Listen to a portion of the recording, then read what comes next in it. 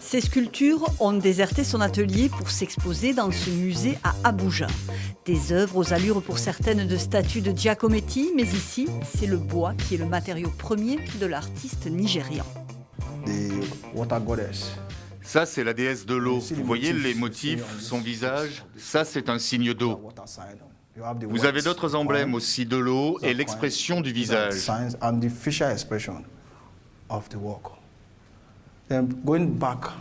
Puis au dos de l'œuvre, vous voyez les racines qui forment les cheveux.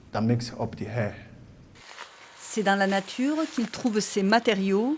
Pas question pour Emmanuel Ekokotou d'abattre un seul arbre. L'artiste récupère troncs, branches et racines abandonnées par les bûcherons. Récupérer le matériau est un peu difficile. Parfois, lorsque je conduis dans les rues de Lagos, j'aperçois une bûche ou des racines par terre. Je me gare et je commence à les mettre dans la voiture. Beaucoup de gens me regardent. Est-ce qu'il est fou? Il a une voiture. Que fait-il avec tout ça? Direction l'atelier où ce diplômé des Beaux-Arts se met à l'œuvre pour transformer sa récolte. Assemblage des morceaux de bois, affinage de la sculpture à la meuleuse, suivi de quelques touches de peinture.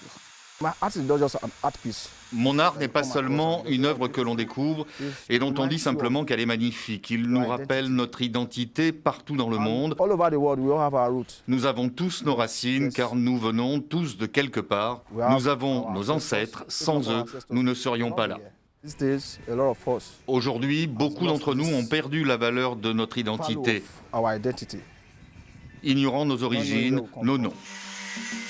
Sa toute dernière œuvre, un dinosaure grandeur nature entièrement réalisé à partir de racines abandonnées.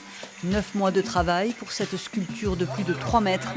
Une pièce qu'il estime lui-même à plus de 13 000 € et qu'il espère voir un jour franchir les frontières de son pays.